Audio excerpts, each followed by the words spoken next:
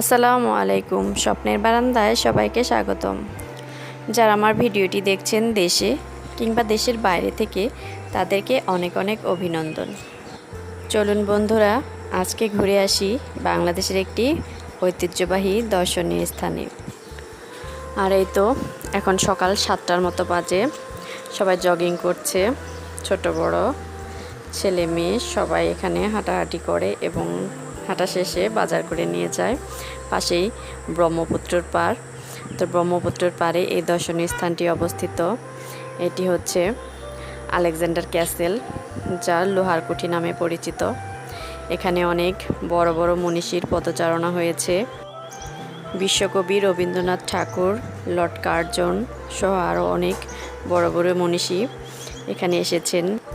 ব্রহ্মপুত্র নদের পাড়ে এই ঐতিহ্যবাহী লোহারকুঠিটি এখন বর্তমানে সরকারি টিচার্স ট্রেনিং কলেজের গ্রন্থাগার হিসেবে ব্যবহৃত হচ্ছে।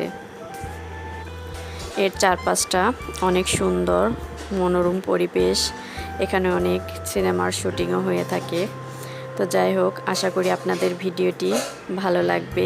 আর যদি আমার ভিডিওটি ভালো লাগে, প্লিজ আমার চ্যানেলটিকে সাবস্ক্রাইব করবেন এবং পাশে থাকা বেল বাটনে ক্লিক করে অলে ক্লিক করে দেবেন। এতে করে আমার পরবর্তী ভিডিও সবার আগে পৌঁছে যাবে আপনার কাছে।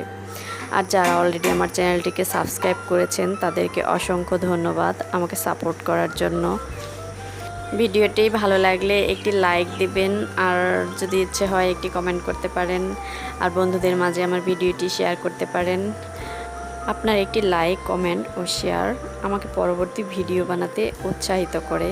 তো যাই হোক, যারা আমার ভিডিওটি এতক্ষণ ধৈর্য সহকারে দেখলেন, তাদেরকে অসংখ্য ধন্যবাদ। কারণ সবাই ব্যস্ত, হাজারো ব্যস্ততার মাঝে ইউটিউবে রেগুলার কাজ করা সত্যি অনেক কষ্টকর হয়ে যায়। তারপরেও ধৈর্যের কোনো বিকল্প নেই। ইউটিউবে কাজ করতে হলে ধৈর্য তো ধরতেই হবে। যাই হোক, আপনারা সবাই ভালো থাকবেন। আল্লাহ হাফেজ।